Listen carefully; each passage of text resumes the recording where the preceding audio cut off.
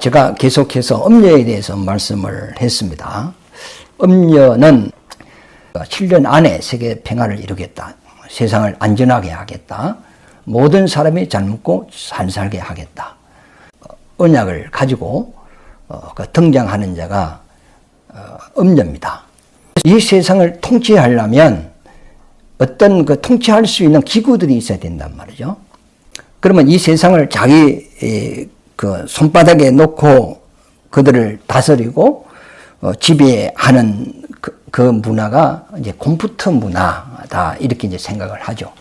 그런데 유대교를 이제 받아들이기 위해서는 이 음녀가 제3성전을 지을 수 있도록 유대인들에게 배려를 해주게 되죠.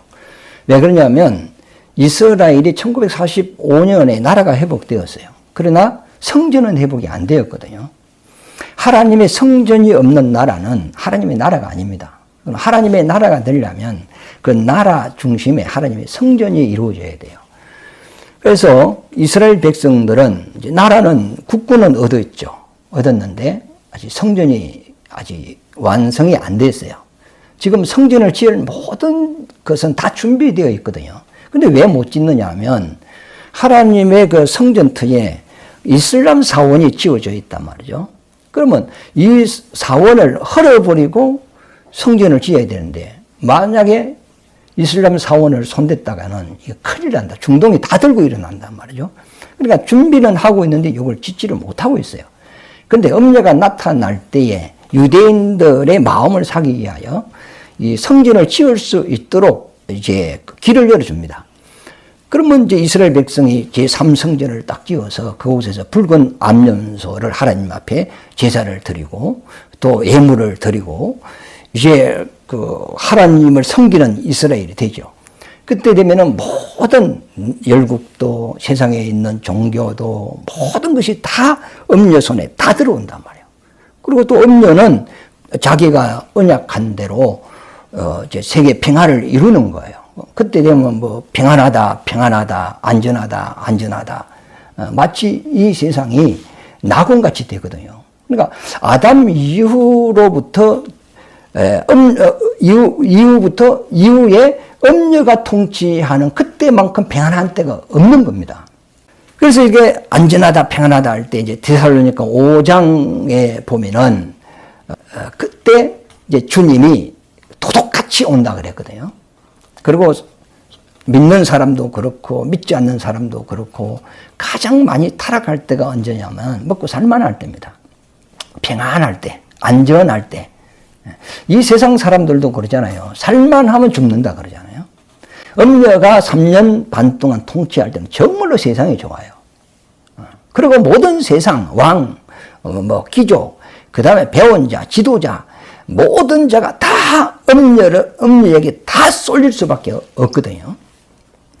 그런데 3년 반, 전 3년 반이 딱 마치는 그 무렵에 적그리스도가 등장을 하는 그 장면이 15절부터 이제 이야기를 하는 겁니다. 그럼 적그리스도는 어디에서 나타나느냐 하면 음녀가 10뿔과 7머리를 통하여서 세상을 다스린단 말이죠. 지금도 전 세계의 나라가 한 200개가 넘어요. 그런데 그 200개를 좌지우지하는 나라는 거의 10개 나라쯤 됩니다. 한 10개 나라가 미국이 세계 경제를 좌지우지하고 이런 거 아닙니까? 그러니까 선진국 10개, 10순위에 들어가는 그 나라들이 이 세상을 좌지우지하는 것 같이 음녀도 10뿔, 뿔이라는 것은 근세를 말한단 말이죠. 이제 성경에 보면 왕이라 그래 있어요. 열왕, 이 열왕을 자기 손 아래 놓고 그들로 통하여 이제 열국을 다스리게 되고, 그 다음에 7머리가 있는데 그 7머리에는 신성을 모독하는 이름이 있다 그랬어요. 그럼 7머리는 무엇이냐면 이 세상에 있는 모든 종교를 다스릴 수 있는 종교의 수장이 7이라는 겁니다. 예를 들어서 이슬람 수장, 천주교 수장, 기독교 수장, 유대교 수장, 이슬람 수장, 힌두교 수장, 이래 종교가 많이 있지만은 크게 한 7가지의 수장을 딱 세워서 이제 그 7머리를 통하여 세상에 있는 종교를 다 다스리고 10나라를 통해서 세상의 모든 나라를 이제 그 엄녀가 다스리게 되는 겁니다. 그런데 7머리 중에 하나가 몸에 상처를 입어서 죽게 되었습니다. 이제 가망이 없어요. 죽었다 이렇게 생각한 거예요. 그래서 세상의 모든 사람들이 죽음을 애도하고 하는데 이 죽었던 이 한 머리가 갑자기 막 상처가 났고 막 살아나 버린 거예요, 이게. 그가 살아나니까 뿔이 엄녀를 섬기던 7머리와 열 뿔이 엄녀를 섬기지 않고 죽었다가 살아난 이 짐승을 추동하고 막 신성화시켜 버리는 겁니다, 이게. 그러고 난 이후에 이 7머리와 그 10뿔이 엄녀를 성경에 요거 보면 나중에 제가 한번 읽어보겠습니다만은 엄녀를 이제 미워하고 그 살을 뜯어먹는다. 그리고 그를 죽여버렸다. 이렇게 이제 표현을 쓰거든요. 그것을 이제 데살로니가 전서 2장에 보면은 배도하는 일이라 그랬죠. 그러니까 엄녀 밑에 있는 그 7머리와 10뿔이 엄녀를 배도하고 죽었다가 살아난 그 짐승을 신성화시키고 이제 그를 추종하게 이제 되는 그가 뭐냐? 적그리스도다 이 말입니다. 그래서 이 적그리스도가 이 땅에 등장하는데 예수님을 흉내를 내는 거예요. 그러니까 예수님이 죽었다가 3일 만에 부활하셨단 말이죠. 이와 마찬가지로 이 세상에 가짜 그리스도가 등장을 하는데 그럼 갑자기 등장하는 게 아니고 예수님 같이 죽었다가 살아나서 그리스도로 인정을 받는단 말이에요. 그러면 7머리 중에 한 머리가 죽었다가 살아났는데 그러면 이 한 머리가 누구냐 이 말이죠. 유대교에서 이게 나온다고 생각하거든요. 네. 그리고 이 7머리에는 신성을 모독한다는 그것이 이제 전제에 되어 있어요. 그러니까 이 세상에 하나님을 믿지 않는 사람은 그 신성을 모독하고 막 그 이름을 욕되게 하고 그렇지는 않거든요. 그들은 신을 인정하지 않을 뿐이단 말이죠. 그러나 결국은 신성을 모독하고 하나님의 이름을 욕되게 하는 것이 하나님을 믿는 자들 속에서 나오게 되어 있습니다.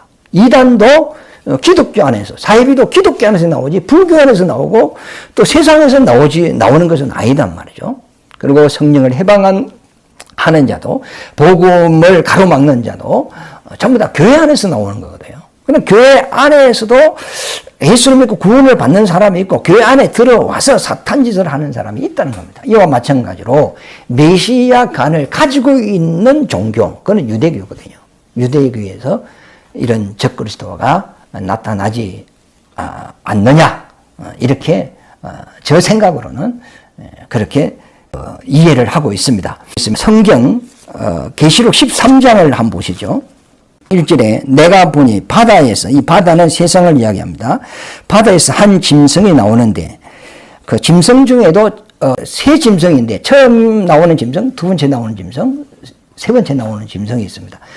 처음 나오는 짐승은 엄녀고 두 번째 나오는 짐승은 적그리스도고 세 번째 나오는 짐승은 거짓 선지자를 이야기합니다. 그러니까 사탄의 지배를 받고 이제 믿는 사람을 이제 애곡시키는 이런 사탄의 종들을 짐승으로 표현을 했습니다.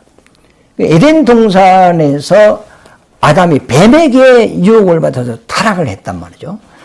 그 뱀은 덜 짐승이라고 그랬어요. 그래, 덜 짐승은 4발을 가진 것이 짐승인데, 이 뱀이 원래 짐승이 가장 강교한 자라 그랬죠. 짐승 중에서 가장 강교한 자인데, 이 저주를 받아가지고, 다리가 없어져 버리고 배로 기어 다니는 그런 것이 뱀이 되어버리는데, 결국 이렇게 짐승이 마귀에게 이용당해서 아담을 타락시키는데 사용됐단 말이에요. 이와 마찬가지로 엄녀도 적그리스도도 거짓 선지자도 마귀의 어떤 영을 받아서 그 사탄 짓을 이렇게 하고 있으므로 이들을 짐승으로 이렇게 표현을 한 걸로 생각이 됩니다.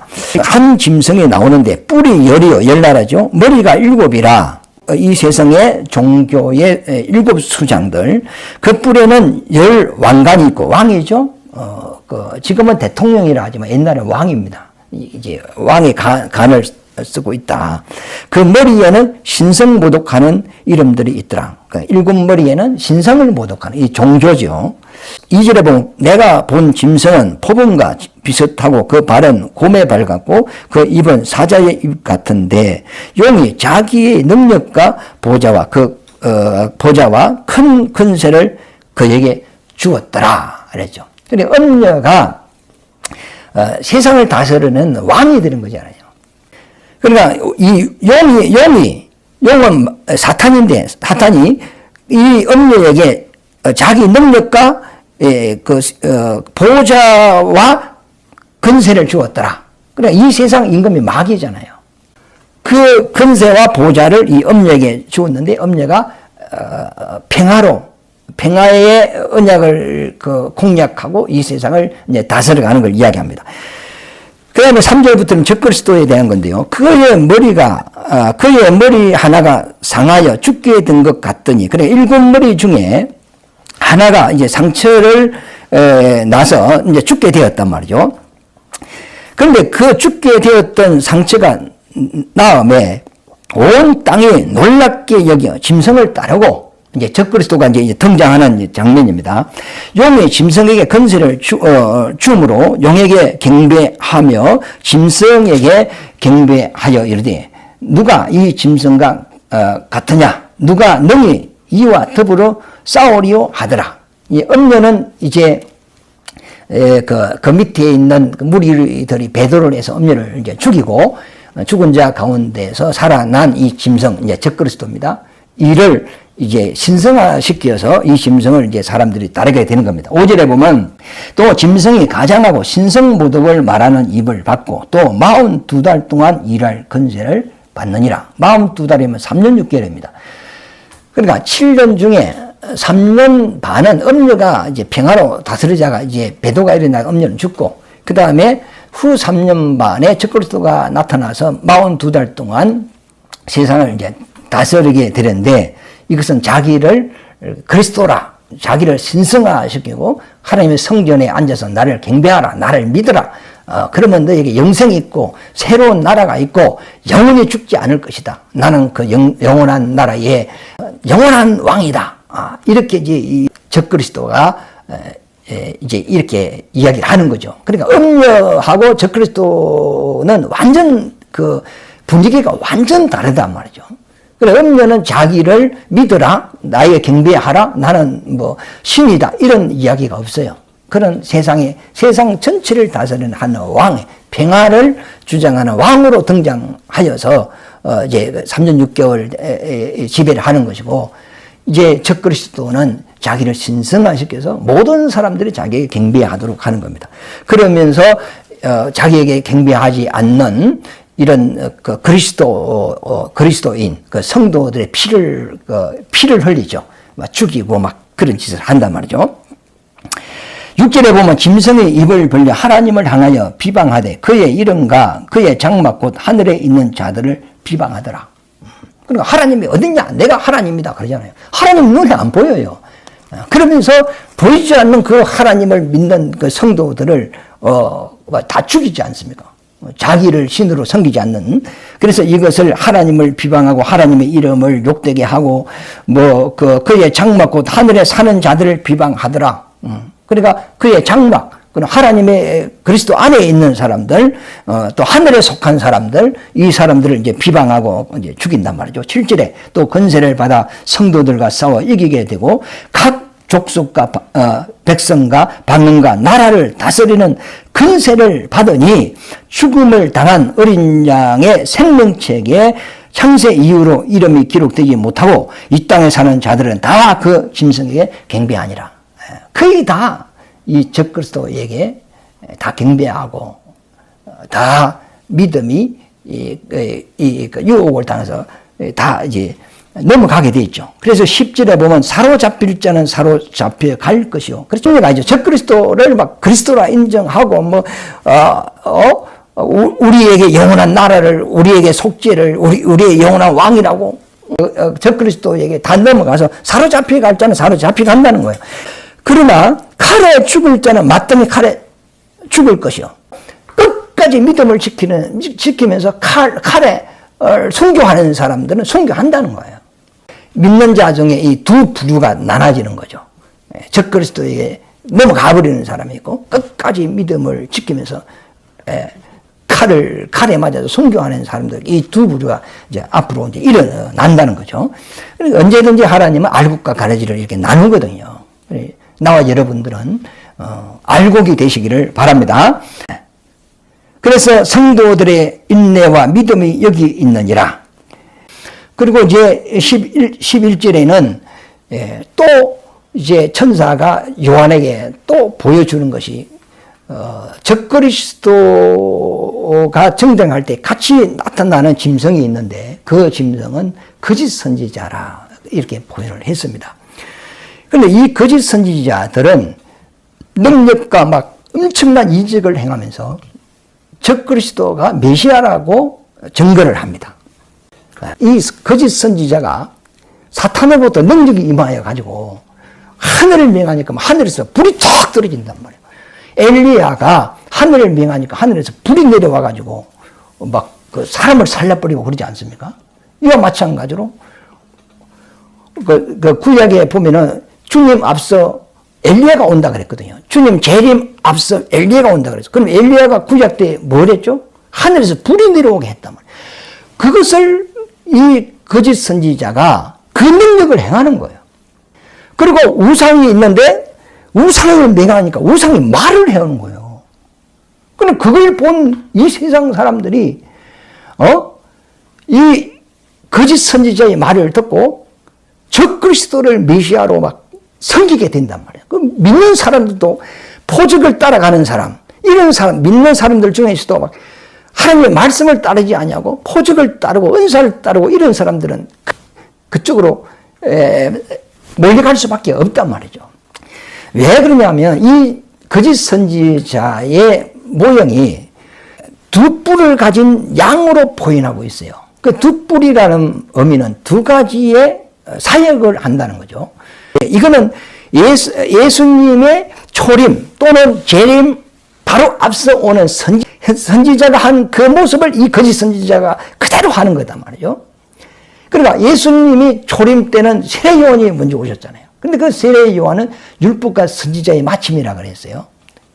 그러니까 세례 요한이 회개하라 이렇게 말하지 않죠. 그거는 제사장 역할이에요. 율법 안에서 제사장 역할이에요. 회개하라. 그 다음에 천국이 가까이 왔느니라. 메시아가 온다는 거죠. 그거는 선지자의 역할입니다. 그러니까 너가 죄인이냐? 걱정하지 마라. 너를 구원하시러 오시는 메시아가 곧 오신다. 천국이 가까이 왔느니라. 이게 이제 선지자 예침이란 말이죠. 그리고 예수님이 또 재림할 때 마지막 선지자가 등장하는 것을 성경에는 두 촛대, 두 감람나무. 사람은 하나인데 둘로 표현한단 말이죠. 그러면 하나는 이스라엘을 회개시키는 것이고 하나는 곧 오실 왕으로 오실 예수님을 기다리라는 선지자적 사명이란 말이죠. 그래서 후 3년 반에 적그리스도가 탁 나타나서 그가 세상을 장악할 때 그와 동시에 나타나는 자가 누구냐 하면 두 감람나무 왕으로 오시는 주님을 증거하는 마지막 선지자가 나타나거든요.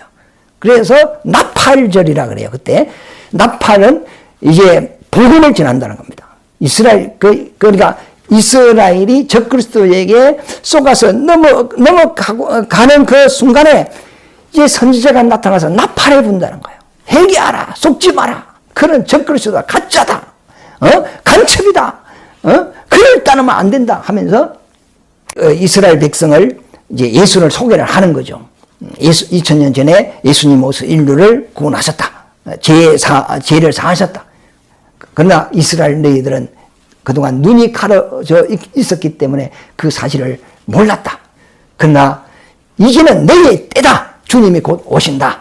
너희 죄를 사하고 너희에게 영원한 나라를 이루어 주실 왕이 오신다 하면서 그 마지막 선지자가 예친단 말이에요.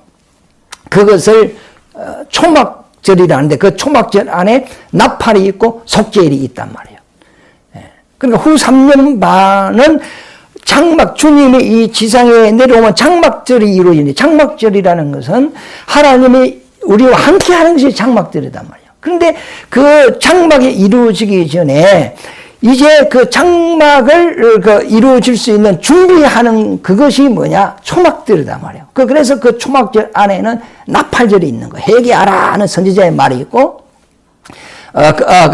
나팔이, 복음을 전하는 선지자의 나팔이 있고, 그 다음에 속죄에 대한 속죄일이 있고, 그것이 초막절이고, 그래서 그 선지자의 말을 듣고 주님을 기다리는 사람은 주님이 이제 후 3년 반 마지막에 이 땅에 지상대림을 할 때 주님을 이제 만나서 천년왕국에 이제 들어가는 장막절에, 장막절에 들어가는 그것을 이야기하고 있습니다. 하여튼 11절부터는 적그리스도가 메시아라고 증거하는 거짓 선지자가 등장한다는 겁니다.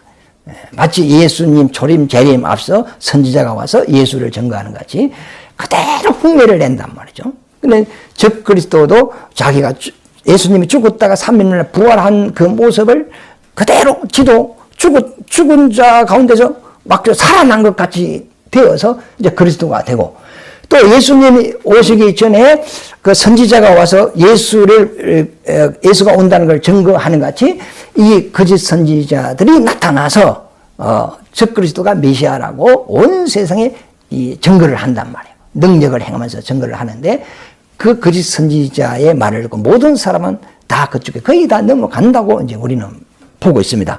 그래서 11절부터 한번 읽어볼게요. 계시록 13장 11절부터 내가 보매 또 다른 짐승이죠. 세 번째 짐승이죠. 이제 거짓 선지자입니다. 땅에서 올라오니 어린 양같이 두 뿔이 있고, 사역이 두 개를 얘기하죠. 용처럼 말을 하더라. 용이 뭐죠? 사탄이죠. 그러니까 사탄의 권세도 대단한 겁니다. 12절에 보면 그가 먼저 나온 짐승의 모든 권세를 그 앞에서 행하고 땅과 땅에 사는 자들을 천 짐승에게 경배하게 하니, 적그리스도에게 경배하게 한단 말이죠. 엄면 죽었고 곧 죽게 되었던 상처가 나은 자니라. 큰 이적을 행하되 심지어 사람들 앞에서 불이 하늘로부터 땅에 내려오게 하고, 엄청난 능력이죠. 짐승 앞에서 받은 바 이적을 행함으로 땅에 거하는 자들을 미혹하며 땅에 거하는 자들에게 이르기를 칼에 상하였다가 살아난 짐승을 위하여 우상을 만들라 하더라. 그가 권세를 받아 그 짐승의 우상에게 생기를 주어 그 짐승의 우상으로 말하게 하고, 또 짐승의 우상에게 경배하지 아니하는 자는 다 죽이더라. 그가 모든 자, 곧 작은 자나 큰 자나 부자나 가난한 자나 자유인이나 종들에게 그 오른손에나 이마에 포를 받게 하고, 누구든지 이 포를 가진 자에게는 매매를 못하게 하니, 이 포는 곧 짐승의 이름이나 그 이름의 수라. 지혜가 여기 있으니 총명한 자는 그 짐승의 수를 세어보라. 그것은 사람의 수니 그의 수는 666이라 그랬단 말이죠. 근데 짐승에게 경배하는 자는 이제 포를 받게 해서 이 땅에서 이제 먹고 살아갈 수 있도록 이제 매매가 사고 팔고가 된단 말이죠. 그러나 이 포를 받지 않는 사람은 이 땅에서 이제 양식도 살 수 없고 살 수 없게 된단 말이죠. 이것을 이제, 그러니까 이 거짓 선지자가 적그리스도를 증거하는데 엄청난 능력을 행하니까, 지금도 보세요. 만약에 우리 주위에 어떤 교회에서 막 가면 막 안수만 암이 났고 막 안진배가 일어나고 그러면요, 다 몰려갑니다. 그런데 여기서 지금 거짓 선지자가 막 하늘에서 불이 내려오게 하고 동상을 말을 하게 하고 막 이 간단하게 적어놨죠. 그 이 엄청난 능력을 행한단 말이에요. 이게. 사람들이 다 쏠려 가지 않겠어요. 하나님의 말씀이 없는 사람은 다 그 빠져들어갈 수밖에 없습니다. 그래서 이것을 데살로니가 후서 2장을 보세요. 데살로니가 후서 2장 3절 보겠습니다. 누가 어떻게 하여도 너희가 미혹되지 말라. 먼저 배교하는 일이 일어나고, 그렇죠? 그 음녀 밑에 있는 자들이 음녀를 배도하고 배도 죽이고 이제 그 다음 짐승 적그리스도를 메시아로 이제 세우죠. 저 불법의 사람 곧 멸망의 아들이 나타나기 전에는 그 날이 이르지 아니하리라. 이제 반드시 나타날 것인데 아직은 안 나타났다 이 말이죠. 그는 그 적그리스도입니다. 대적하는 자라 신이라고 불리는 모든 것과 숭배함을 받는 것에 대항하여 그 이에 자기를 높이고 하나님의 성전에 앉아 자기를 하나님이라고 내세우느니라. 이 세상에 신이라는 모든 것은 다 없애버린다는 거예요. 나 외에는 다른 신이 없다. 그러니까 하나님의 신성을 모독하는 자죠. 이게. 그러면서 5절에 내가 너희와 함께 있을 때에 이 일을 너희에게 말한 것은 기억하지 못하느냐. 너희는 지금 그로 하여금 그의 때에 나타나게 하려 하여 막는 것이 있는 것을 아나니 불법의 비밀이 이미 활동하였으나 지금은 그것을 막는 자가 있어 그 중에서 옮겨질 때까지 하리라. 반드시 이 불법이 나타나게 되어 있는데 하나님이 나타나려는 것을 지금 막고 있다는 거예요. 왜 막고 있느냐 하면 아직 복음이 전 세계에 다 전거되지 않았다는 겁니다. 그래서 예수님이 이제 마태복음 우리가 오늘 본문 말씀에도 종말 얘기를 쭉 하면서 이 복음이 땅끝까지 전거되어야 될 것이니라 이렇게 말씀하셨거든요. 그러니까 불법이 지금 사탄에만 나타나서 역사하려고 하지만 하나님이 건설을 딱 막고 있는 거예요.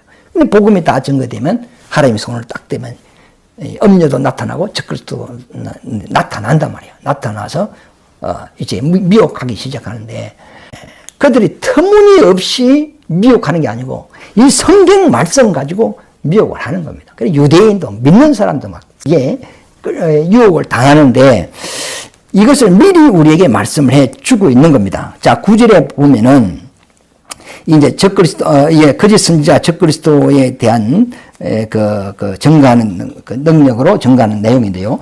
악한 자의 나타남은 사탄의 활동을 따라 모든 능력과 포적과 거짓 기적과 불의의 모든 속임으로 멸망하는 자들에게 있으리니 이는 그들이 진리의 사랑을 받지 아니하여 구원함을 받지 못함이라. 이러므로 하나님이 미혹의 역사를 그들에게 보내사 거짓 것을 믿게 하시면 진리를 믿지 않고 불의를 쫓아 하는 모든 자들로 하여금 심판을 받게 하려 함이라. 근데 결국은 하나님의 말씀을 알고 있는 사람은 어떤 한량과 이 거짓 선지자가 막 포적과 이적과 막 엄청난 역사를 이룬다 할지라도 하나님을 정확하게 알고 있는 사람은 그 포적을 따라가지 않는단 말이죠. 하나님 말씀만 쫓아가는 거예요.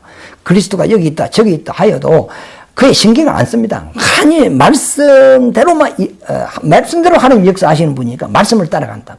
그럼 이 말씀을 모르는 사람은 이적 따라가고 포적 따라가고 막 신비한 거 따라가고 다 넘어간다는 거예요. 그래서 하나님이 진리를 따르지 않는 자, 그러니까 예수를 믿는다 하지만 그 중심에 진리를 따르지 않는 사람은 이 마귀의 유혹을 다 넘어지게 한다는 겁니다. 그래서 미혹을 역사하사 그들을 다 심판하겠다는 거죠. 심판하고 이제 끝나겠다는 건데, 본문 말씀 마태복음 24장이죠. 인데 15절에 보면 본문 말씀 그러므로 너희가 선지자 다니엘이 말한 바 멸망에 가증한 것이 거룩한 곳에 선 것을 보거든 읽는 자는 깨달을진저 그때에 유대에 있는 자들은 사문으로 도망갈지라. 이제 하나님의 성전에 앉아서 나를 섬기라 했을 때 그때 유대인들도 싹 유혹을 받는데 하나님의 선지자가 나타나서 해결하라 한단 말이에요. 그때 이들이 깨닫는 거예요. 스스로 깨닫는 게 아니고 반드시 선지자가 나타나서 하나님의 말씀을 선포할 때 그걸 들음으로써 저기 가짜구나 이걸 깨닫는 거거든요. 그때부터 유대인들이 섬기지 않고 섬기지 않으니까 적그리스도가 이 사람들을 다 죽이려고 한단 말이에요. 스가랴서 14장에 보면 너희는 이러한 일이 있을 때 빨리 산으로 도망가라 그랬어요. 요 마태복음에는 산으로 도망가라 되어 있는데 스가랴 14장에 보면 감난산으로 도망가라 그랬어요. 그 감난산은 예루살렘 바로 앞에 있는 산이거든요.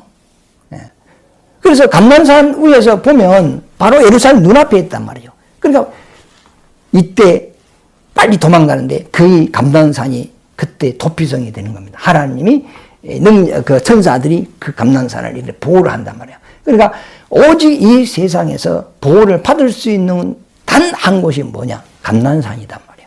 그래서 너희가 도망을 갈 때 지체하지 말아라. 지붕에 있는 사람은 집에 금 있고 뭐 돈 있고 그거 가지러 가지 말가. 가면 안 된다는 거죠. 롯의 부인까지 뒤돌아봐도 안 된다는 거예요. 그 뭐뭐뭐 하다 잡히면 죽는다는 거죠. 그래 밭에 있는 사람은 그 옷을 가지러 돌이키지 마라. 빨리 도망가라는 거죠. 왜? 일을 하면 더우니까 옷을 벗어놓는단 말이에요. 그걸 들고 가려고 하다가는 잡힌다는 거예요. 그 날에는 또 아이 뵌 자와 아이 있는 자는 하가 있다. 배가 부르니까 도망을 빨리 못 가요. 그럼 붙잡히는 거예요. 그럼 아이를 손잡고 가는데 아이가 어려운 발걸음을 못 따라온단 말이에요. 그러니까 막 아이에 매달려서 빨리 도망 못 가면 또 잡혀요. 또 죽는단 말이에요.